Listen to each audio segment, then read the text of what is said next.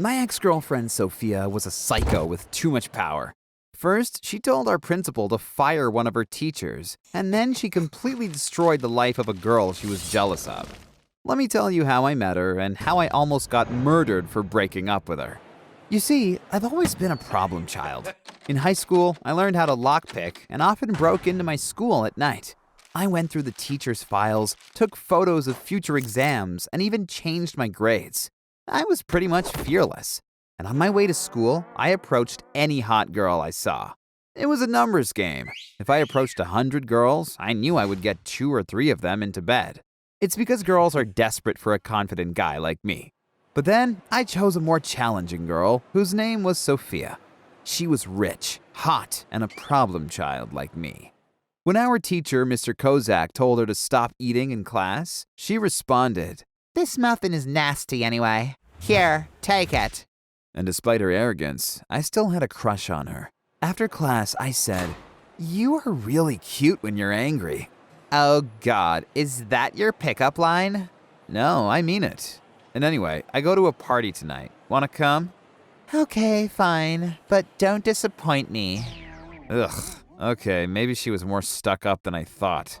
She even started a fight at the party. Roll out of my way, you fat panda. Huh? Says the girl with the shortest dress in the city. Are you that desperate for guys' attention? Sophia spit on the girl and said, "One more word and my father will end your entire bloodline." And maybe she was telling the truth. Because we live in the Ukraine, which is a super corrupt country. If you're rich like Sophia, you can get away with anything by bribing the police, even murder. Later, Sophia even told me her dad was a businessman with connections to Russia. She made it sound like he was some kind of mafia boss. And to be honest, I was kind of scared and didn't want to see her again. But back at school, she acted like I was her boyfriend and said, "If another girl makes fun of me, I want you to protect me and beat her up." I realized she was a complete sociopath, so I went out of my way to stay on her good side. "Do you want to ace tomorrow's math exam?" I broke into the teacher's room and stole a copy of the exam. That's cute, but don't bother. The principal and I are friends. I can text him right now and tell him to give you whatever grade you want. No problem. Huh, maybe it wasn't so bad to have a rich and powerful girlfriend, even if she was a bit crazy. Sophia also let me drive her expensive cars and sometimes gave me stacks of money that I could spend on whatever I wanted. It was fun being rich, but it also changed me, because I became an even bigger jerk than before. I told Mr. Kozak, "This is what I think of your homework." Then I crumbled the paper and threw it at his head. I hoped he'd get angry and scream at me, but instead he looked like he was about to start crying. I guess being a teacher is quite a hard job. Suddenly, I felt bad, and I realized it wasn't cool to be mean. But Sophia wasn't on the same page. She told me, My teacher, Miss Popova, called me a useless brat today, in front of my whole class. So I called the principal and told him to fire her. "What? Miss Popova has 4 kids and no husband to support her. Do you want her to become homeless?"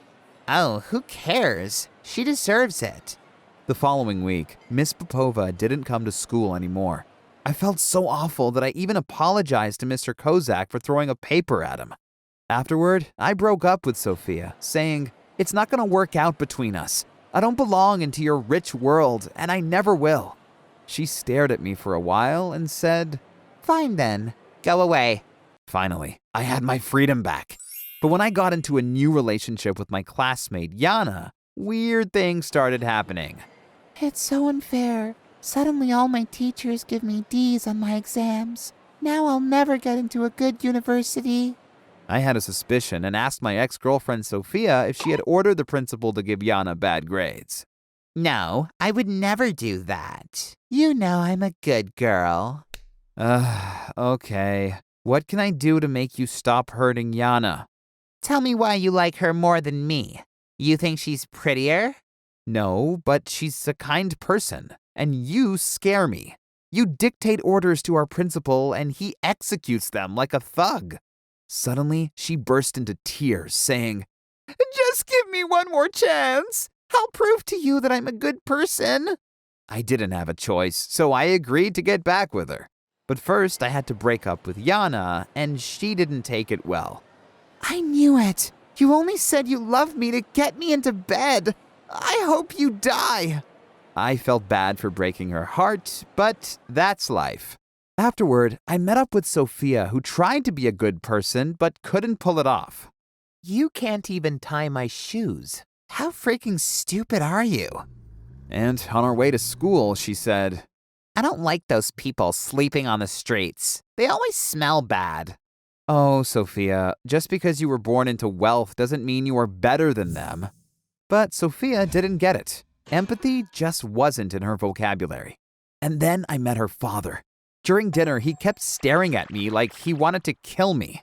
Afterward, he even took me aside, saying, "If you hurt my daughter or upset her in any way, then the police will find your corpse in a dumpster." I politely responded, "Yes, sir." But now I knew for sure I had to get away from her.